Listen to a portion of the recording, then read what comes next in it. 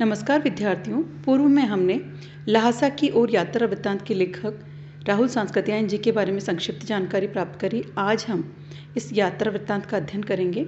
यह अंश राहुल जी की प्रथम तिब्बत यात्रा से लिया गया है, जो कि उन्होंने 1930 में नेपाल के रास्ते से की थी। उस समय भारतीयों को तिब्बत यात्रा की अनुमति नहीं थी, इसलिए उन्होंने यह यात्रा एक भिखमंगे के वेश में करी और इसमें तिब्बत की राजधानी ल्हासा की ओर जाने वाले जो दुर्गम रास्ते हैं उनका बड़ा ही रोचक वर्णन किया गया है।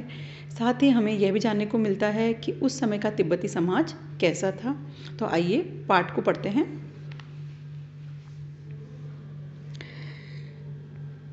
जिस रास्ते से राहुल जी गए वो नेपाल से तिब्बत जाने का मुख्य रास्ता था और फरी कलिंगपोंग का रास्ता जब खुला ही था तो नेपाल ही नहीं हिंदुस्तान को भी इसी रास्ते से तिब्बत जाया करती थी। मतलब कहने का यह रास्ता उस समय व्यापारिक और सैनिक दोनों ही दृष्टियों से महत्वपूर्ण था।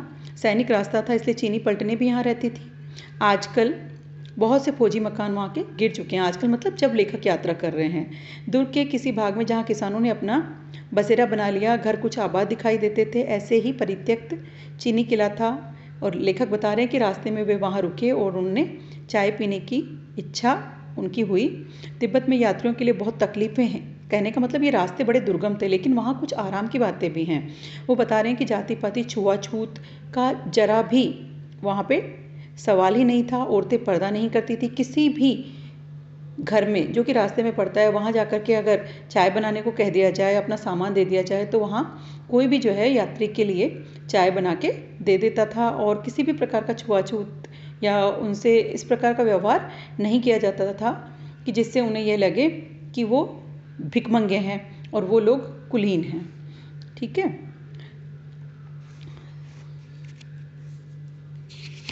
आगे देखिए। परित्यक्त चीनी किले से जब हम चलने लगे तो एक आदमी राहदारी मांगने आया। हमने वह दोनों चिट्ठे उसे दे दी। चिट्ठे मतलब जो परमिशन या जो उन्होंने स्वीकृति ली हुई थी। शायद उसी दिन हम थोंगला के पहले के आखिरी गांव में पहुंच गए। ये एक जगह है जहां उन्हें पहुंचना था।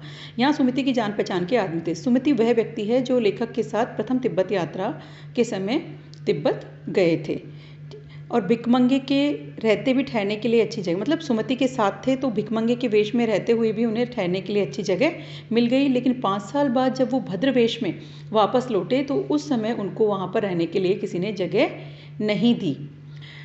उस समय की बहुत कुछ इसका कारण लेखक ने बताया कि उस समय लोगों की मनोवृत्ति यह है कि शाम के समय वहाँ के लोग छंग होता है एक मादक द्रव्य, पीकर के अपने होश हवास खो देते थे। इस कारण से आने वाले राहगीर चाहे वो कैसे भी वेश में हो, लोग उन्हें अपने घरों में रुकना या रुकवाना उचित नहीं समझते थे। अब हमें सबसे विकट डांडा थोड़ला पार करना था। डांडे जो होते हैं तिब्बत में दुर्गम ऊंचाई के स्थलों को कहा जाता है, जो बहुत हजारों फीट की ऊंचाई पर होते हैं। गांव गिराव नहीं होते हैं। नदियों के मोड़ पहाड़ों के कोनों के कारण बहुत दूर तक आदमी नहीं देखा जाता। मतलब ये बड़े तीखे घुमाव वाली जगह होती हैं और यही कारण था कि डाकुओं का यहाँ सबसे ज़्यादा डर होता था। लेखक ने पाठ में जगह जगह ये बताया कि वहाँ आदमी की जान बड़ी सस्ती, कोई भी कभी भी किसी को मार गिराता किसी सामान के लालच में, सामान बाद में देखा जाता जबकि वो व्यक्ति अपनी ज़िंदगी से हाथ धो बैठता। तो कहने का मतलब पुलिस प्रशासन का डर नाम की चीज़ जो है लोगों में बिल्कुल भी नहीं थी। इन दुर्गम रास्तों पर हमेशा जान का भय बना रहता था। आगे देखिए, लिखा भी है कि सरकार खुफिया विभाग और पुलिस पर उतना खर्च नहीं करती थी। कोई गवाह भी तो नहीं मिल सकता था। डकैत पहले आदमी को मार डालते, उसके बाद देखते कि उसके पास पैसा है कि नहीं। हथियार कानून न रहने के कारण लाठी की तरह लोग पिस्तौल बंदूक लिए फिरते थे। डाकू यदि जान से न मारे तो खुद उससे अपने प्राणों का खतरा है। गांव में हमें मालूम हुआ कि पिछले ही साल थोगला के पास खून हो गया था। शायद खून की हम उतनी परवाह ना करते क्योंकि हम भिखमंगे थे। कहने का तात्पर्य लेखक ये कहना चाह रहे हैं कि हम तो भिखमंगे के वेश में थे तो हम अपनी जान की परवाह किए बगैर आराम से रास्ता पार कर रहे थे, क्योंकि हमें इस बात की निश्चिंतता थी कि इस वेश में हमें कोई किसी तरह का नुकसान नहीं पहुंचाएगा। कहीं कहीं अगर उन्हें कोई रोकता तो वो वैसी ही सूरत बना करके टोपी उतार जेब निकाल करके कुची कुची अर्थात दया एक पैसा कहते हुए भीख मांगने लगते। लेकिन पहाड़ों की ऊंची चढ़ाई थी, पीठ पर सामान लदकर कैसे चलती, और अगला पड़ाव मील से कम नहीं था।